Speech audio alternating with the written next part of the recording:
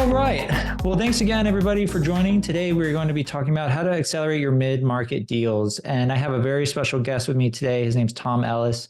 I'll be introducing him in just a second. And really, to kick things off, I'm going to go over a quick agenda. So I'll be introducing myself, the company, for those of you that aren't familiar with Acquire.com, and then really going through, Tom's challenges and insights when using Acquire.com and how Acquire.com helped him help a startup get acquired, and really the benefits for investment banks and M&A firms, M&A advisors to use Acquire.com to help their middle market deals close. And with that being said, I'm going to do just a brief introduction of myself. My name is Andrew Gazdecki. I am the CEO and founder of Acquire.com. And then previously, before this company, I had founded two different companies. One was a bootstrap SaaS company called Business Apps. You can think of that as a do-it-yourself drag and drop mobile app builder. Scaled that to about 10 million in recurring revenue, and then sold it to a private equity firm. And then after that, built a crypto company for some reason, but also had that company acquired. And then below that are some awards that make my mom proud. And then with me today, like I said, is Tom Ellis, managing director of Pebble Ventures, who has a wealth of experience in the M&A market, helping businesses, big and small, get acquired, working with banks, family offices, and advisories. So I'm really excited to bring Tom up in a minute. But a brief introduction of Acquire.com. So what we're doing at Acquire.com is we're building the world's most founder-friendly startup acquisition marketplace. And as a company, we've been in business for about 4 years now, and we've helped over 1,000 startups get acquired. We've done over $500 million in closed transactions. We've seen about 500,000 registered buyers on our platform. And currently today, we have over $1 billion in combined revenue of the total listings. And we've served over 100 different countries. So the one continent we haven't closed a deal on is Antarctica. So I'm still working on that one, but we are a global company that is helping businesses get acquired all across the globe. And with that being said, we're going to be kicking this off. So Tom's challenges and insights, and we're back over to you, Tom. So with that, do you want to give a brief introduction for those that may not know you? Yeah, thanks, Gaz. My background started a little while ago, nearly coming on sort of 14 plus years now in corporate banking. So I started working in the back end of the GFC, working on structured leverage buyouts and highly distressed private equity things. So it was great entree into trying to understand what does and doesn't work. And it's sort of my early 20s, I was co-managing over $1 billion worth of debt. And a lot of that was, looking at different structures of how to get out of things when stuff goes bad. I then worked for a software startup that we took from a blank sheet of paper to a buyout in 18 months, and then worked for a family office for a number of years in sort of a worldwide remit, but mainly spending time in China. And then coming on 6 years, I've been running a corporate advisory business and investment bank, which sort of is an amalgam of all of those sorts of things, and do a bit of investing across venture and private equity. And sort of, I guess, looking at those accolades, we try to look at transaction volumes in the sort of 10 to 200 mil of turnover. We've done bigger, we've done smaller. And, that's what in my language we call mid-market. I've got 5 people that work for me in my business. They're all over the world. We've got representation in North America and in Europe. And just gives us a global sort of landscape to support mid-market businesses through the sort of the journey from, hey, what are we going to do through to financial close in terms of M&A? Nice. You have a vast amount of experience. So I want to focus on Pebble Ventures. So as you know, we've been working together, and I want to kind of zoom back to when we first started working on a transaction together, and really just starting from the top. What was your reason for using Acquire.com? What problem were you trying to solve? It's a great question. So I think the main thing for me as a practitioner is velocity. Like, how do I get more interactions that lead to more outcomes? So if there's something that I can drive quickly to get a benefit for, a founding team, shareholders and management, that's a better use of their and my time. And I think I've been following you on Twitter and sort of the micro acquire story for some time. And I was just sort of really interested in what that could do for businesses that it wouldn't normally take on through my main M&A. We've kind of got a team that has to be fed out of those deal fees. So the small stuff doesn't really make sense for us to take on. But in saying that, there's a huge problem of sort of smaller businesses and mid-market businesses not getting the right representation. And I bizarrely saw you post on X or Twitter about opening a new office in San Diego, and I was there for work. And I ended up in La Jolla and was sitting at a restaurant and met one of your team, being Rosa. I remember, Rosa told me that story. And we just kicked off chatting. We knew a number of people in common. It's sort of amazing how small the world is. And I think probably for me, and as you would have seen, it's about, hey, let's find a way to do something together, not let's talk about it. And that's probably a difference for me and my firm is like we'd been talking about potentially doing this podcast a while ago, but I said, we agreed, let's get some work done and talk about that from that lens. And I think that's what drew me into the Acquire platform around how do we support our companies to get a bigger buyer world and a faster outcome than just cold outreach. Love it. So if I could just reword that. So you have how would you describe your firm? M&A advisory firm, investment bank? Yeah. It's a hybrid of the two, right? It depends which country you're in.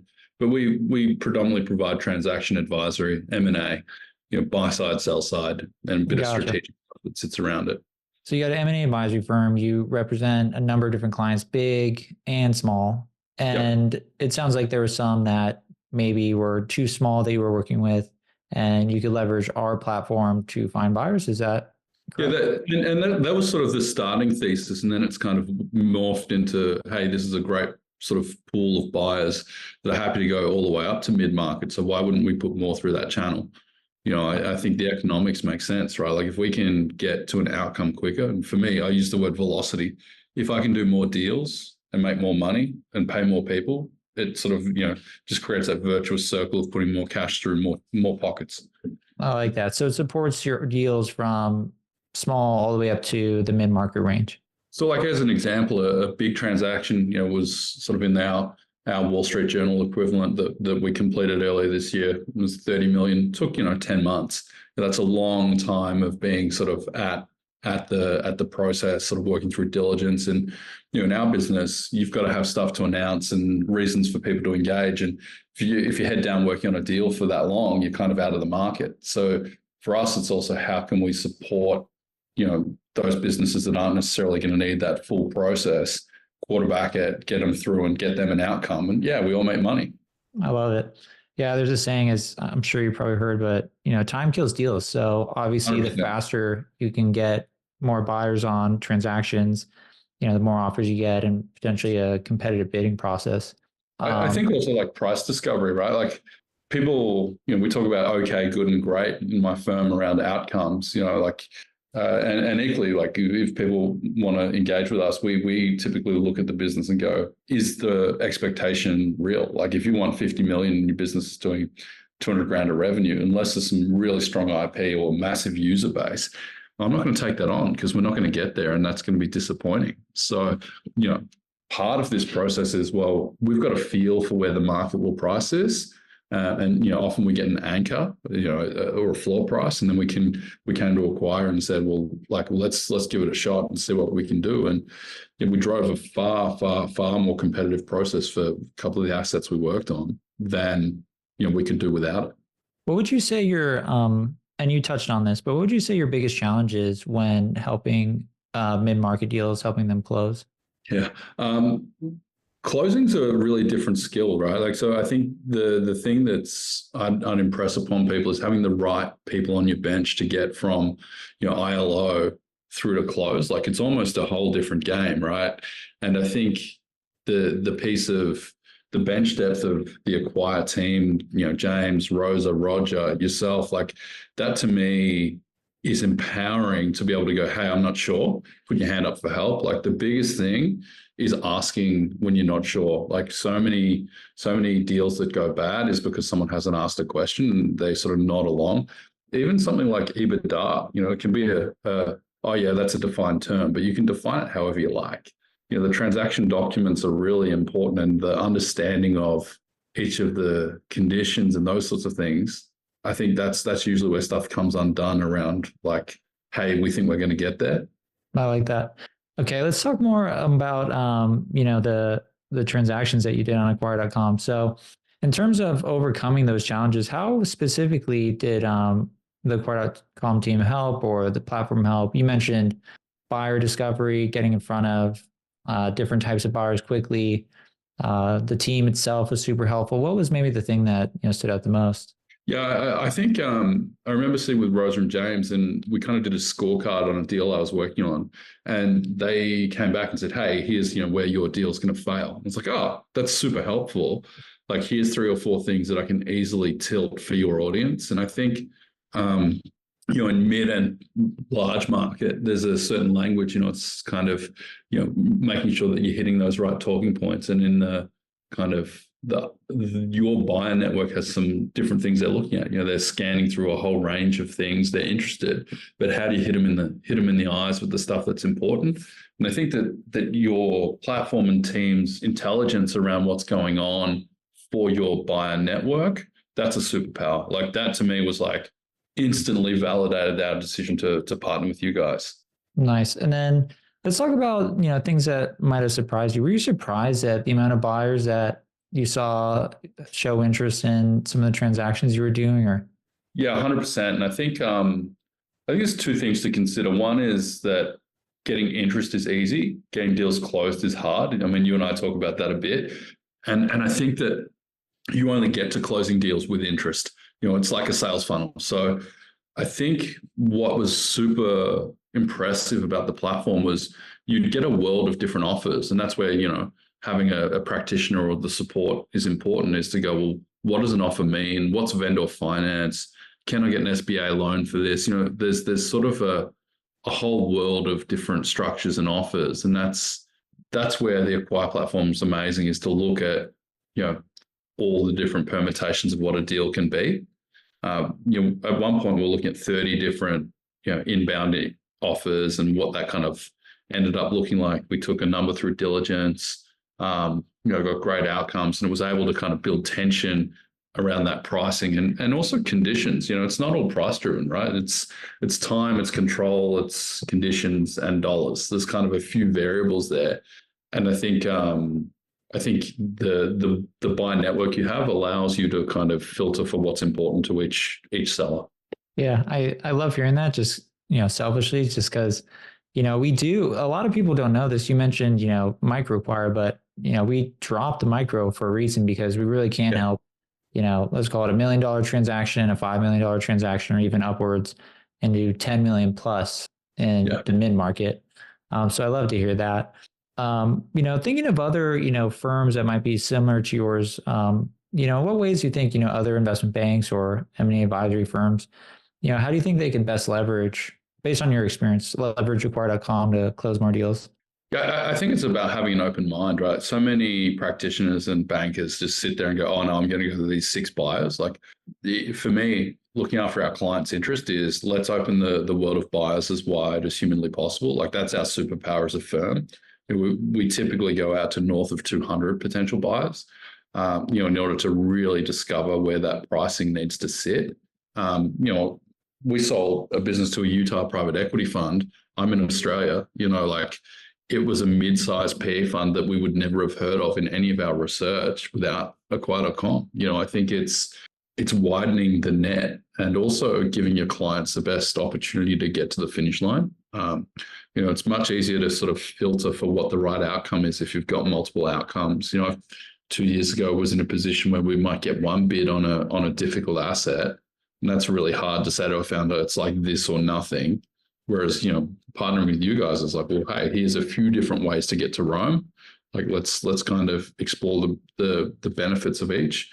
And I think it's about just giving it a shot. Like, it's really easy to sit in the kind of the IV tower and go, oh no, we're not going to do it. But, I think being really clear in your communication, reviewing what you need to put through, and not overcooking the goose, like just getting in there and providing the information, chatting with the team and having a look at the different ways to get there. I'm a massive supporter of you guys. Nice. And I'm curious, when you were using the platform, were you using us as kind of a silent partner? Were you openly sharing, or how were you communicating that directly? So I've done it both ways, right? Like, for us, it's kind of now become part of the arsenal where we go, hey, like this is part of what we do. And, it sort of sits there as here's a way to open the world up of potential buyers. We also we look at every business and opportunity and look at what's appropriate. Sometimes they're anonymous. Sometimes we're selling really sensitive businesses where people don't want to sort of put a sign up to the market that they're for sale. So we're quite careful and considered around what we're working on. And, I think you probably also know that the volume of deals you do and what you can and can't talk about, it's a hard game sometimes. Like I did $100 million of transactions last year and can only talk about 45 of it. We predominantly work with family offices and private equity and, on the bigger end, and that's awesome and pays well. But it's also like, as far as the market's concerned, we've got to kind of, only disclose what we can. I think for a firm, you've got to work out with your clients what the best fit is, and whether it's you running it as an advisor or in tandem with management. It depends on what the outcome you're looking for is, what the time horizon, and what the right sort of metrics are for you guys. Awesome. So I'm just gonna throw some questions at you. Is that cool, Tom? Absolutely. All right. I'm gonna just pull one out of the hat. Okay. So what's the toughest challenge when selling multi-million-dollar businesses? Is it finding a buyer? Is it negotiating price, or is it something else? I think it's alignment, right? Like we're often finding that people are not sure on why they're selling. It's like, because Brian down the street got 50 mil doesn't mean you will. I think the hardest thing is what's the motivation. Like until people truly get to why they want to, part with their business, it's a hard thing. It's almost like having been a buyer, it's why am I so lucky? Why am I the person that's the right buyer for this? So solving for that kind of mismatch, I think, is the hardest thing around. It's not necessarily price, it's alignment of who the next custodian is. Once you find that fit, price sort of takes care of itself. Yeah, I like that. Yeah, we run into a lot of the same, situations where, as a owner of a business, you just have no idea what the process is, and so you don't know how to properly value your business. And we hear all sorts of reasons for, why you're going to sell your business. How do you get around that though? I mean, the flippant answer is, 14 years of experience, but it's corporate psychology, right? Like we sit down and we don't start anything until we spend time with our clients. Like we don't take on 100 deals at a time. We work really closely in a personal way to make sure that the people we work with understand how we work, what the process is, the expectations around what information and energy they need to put into it. And that's probably a learning from having run a family office and dealt with, Big Four and other IBs and things, and struggled with the lack of connectivity. The prep phase is the most important thing as an IB person, corporate advisor. Making sure that your data is tight, that you understand where the problems are, what questions are going to come up, and do not take something to market until you're across every potential issue. Because you've got to represent that and understand, when someone asks why earnings dropped 30%, that you have an answer. Because as soon as someone loses confidence as a buyer, it's really hard to get it back. 30% drop during a sales process, that can be tough for, I think, anybody. Yeah, it's hard. I've had bigger. It's and that's probably the important thing of using a good practitioner or acquire.com and having that support in there is you got to keep the main thing when you're selling the company. You got to run the business. You have deterioration, it's harder to sell. If you keep having green shoots of growth, people get excited and it's easier to get to the finish line.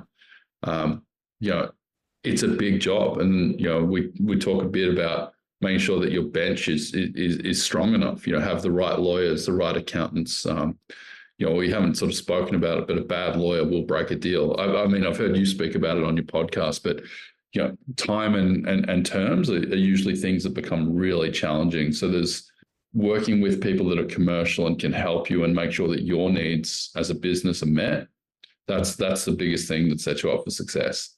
Yeah, I agree. I liked your last point too and it is true. A lot of people don't know this, but law firms can, if you don't work with an experienced M&A law firm, they can, definitely derail a transaction and it ends up not closing, unfortunately. And I think probably, Adam's just asked a question. I think this is kind of an interesting point as well. As like, I was a banker, capital B, not not the other letter, but it's when you start introducing debt into a deal, you have to provide a different set of information to a different audience.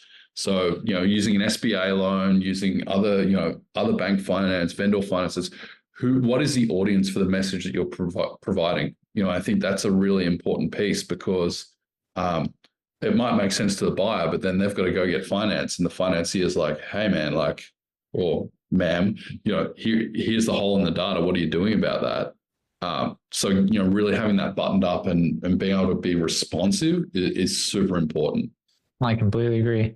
All right. So if you're listening, we do have a very experienced M&A advisor how would you title yourself personally, Tom? Problem solver. All right. We got a very experienced problem solver on here. So if you have questions, feel free to put them in the chat and we'll get those answered. But I got a few more for you, Tom. Yeah, let's go. Okay, so next one. What aspects of the Acquire.com M&A process were you most impressed with and found the most useful? I think the workflow, right? Like, to be able to, I buy and sell companies all day. So for me, it's like innate. I know how to take something from diligence or like, hey, we've met, through to data room, through to completion, because I've been doing it for a long time. If you haven't done that, the Acquire platform steps you through the process. Here's what you need at the next phase. Here's what's coming up. Here's the buyers. Have you got back to this person? The workflow management for deals is incredible. Like, I run half a dozen different CRM and email tools and different workflows for my business. And to have it all in one spot, to be like, that deal is linked to these people and this is where it goes. Here's the diligence. This is where it's up to. Just made it so seamless. We could filter, jump between conversations. That's like, as I said earlier, that's superpower. And probably the other component is, if something hits a wall or you need some support, there's literally a help button. I gave it a rattle a few times with your team just to sort of see how it went, and they're phenomenal. And I think to have that kind of expertise of like, hey, we need to get some more interest. What do we got to do? Like, what does it need to look like for Acquire.com to push it out to their network to get more eyeballs on it? Well, why don't you do this or tweak this or talk to management about your price? All of that is super, super insightful and just speeds the process up. And I think that if you're a firm or a company, that tempo is everything. I agree. I love what you said about, the importance of building out your bench during an acquisition. And I think, one way that we try to support, and I'd love just your thoughts on this, Tom, but, we do try to be that partner. We do try to be, in the background if you have questions, or if you can't find something, or if you need to just hop on a call, or if you need someone to, give you a grade on your listing or something like that, or even find a loan, partner, something like that. 100%. And I think that there's probably a really important thing for practitioners, firms, investment bankers and advisors, in that how a lot of people wouldn't know what we do, right? And I had to explain to my in-laws, which was super fun. And the way we think about it is being a conductor. You're conducting all the different parts of a deal. You're conducting, keeping the music harmonized. You're making sure that the lawyers are at the right speed. The accountants are doing their work. The company's still moving. The buyer's moving. That tempo and holding space, that's the art form to it. And I think, I think that's where it kind of leads to making sure you've got the right people around you. And whether that's with an advisory firm like us, which is usually probably when it's more complicated, or going direct through the platform, and probably something that's worth framing is when to use a banker or advisor versus, just going direct. And I would say it's about complexity. We tend to work on things that are difficult or big or, multi-jurisdictional. If it's, a B2B SaaS business and, the metrics are really clear and you've got all your data plugins, I would recommend just going direct. I mean, not to do myself out of the work, but like, we would rather see founders exiting and recycling cash into other things, because, sellers become buyers. That's true. I actually see that quite a bit in terms of, if you sell a business, you're typically almost immediately Acquire.com customer. I haven't been able to figure it out, but I love that point. Another question. So approximately how much time did you save by using Acquire.com to find a buyer? Yeah, and it's an interesting point, right? Like time is kind of got elasticity to it. I would say the time spent was more direct. Like we were very clear that everybody on platform was either trying to qualify to buy or a buyer. So in terms of hours, like hundreds of hours, it saved us. But I think the more important thing is that we got to people we wouldn't necessarily have gotten to. Price was, was relative to where we were getting elsewhere in the market, but the people that we met through the platform were serious buyers asking good questions and filtering quickly. Nice. And then let's go with this is a fun one. What was the financial benefit specifically to you, or would you say to other M&A firms if they use? Yeah, I mean, so like depending on what you negotiate with your client and what your fee band is, you've got to work out what the economics look like. And I tend to have a view that bigger fees have more opportunity to carve it up. I work with a number of practitioners and banks outside of my firm, and we go, hey, it's this percent. How much do you need? How much do I need? Who's working on what? We're fairly commercial, and that's having worked with investment banks, private equity, family offices. For me, it's about how do we get more things closed and make more people more money, because then, the deal flow takes care of itself. And I think, it's, for me, if I can do 3 times as many deals on stuff that I wouldn't necessarily take on and support great people to great outcomes, that's sort of fulfilling a personal goal of mine, as well as, the capital component. But it's got to be that you enjoy doing this stuff. If you don't, you're just in it for a fee, sit on the bench and try and do a big deal once every couple of years. I agree. I think what you said, one thing that I really like, and let me know if It's nice as one thing I said that you like, guess. there's a few, but there's one that stood out in particular, and that was, do you feel that Acquire.com can help you open up new markets? For example, maybe it's working with clients you normally wouldn't have, or it's taking on a type of asset you wouldn't have, or meeting buyers that you normally wouldn't have, and that directly helps close a transaction. 100%. I think it's all about credibility and deliverability. If you're sort of that guy, you and I grew up a little while ago, sort of pre huge amounts of technology, where if you throw a party, you need to know people. Now it's kind of like, oh, we'll put a targeted ad up and whatever. I think the same with buying and selling businesses. You've got to build a reputation as someone that gets things done at the right level. And, Acquire.com should be in your arsenal to help you get more eyeballs on it, more opportunity, and, just do the right thing for your clients. That's how I think of it. There's a question here around how do investors find more sort of advisory only or, lighter touch things. I think that's about your filtering process. Like there is a huge number of things on the Acquire.com platform that are, barely managed by management. I've looked at it as a buyer, and I think you've just got to be really aware of where your skills are or are not, and how to hire management or, bring in people to support you, to sort of run a micro private equity model. There's also vendor sort of structures there where people are going, hey, I'll stick around for a while and transition it, and you can use that time to find new management. So, I think there was a question in the chat there from Ed. Awesome. Let's go over to the audience and see if we can pull a question. So I think you may have covered these, but let's go with a question from Adam. Do you assist buyers with financing acquisitions, or do most buyers already have this sorted? I do both. Like we partner with a number of funders, so it depends on what it looks like. But we've done a deal together, guys, where they used an SBA loan.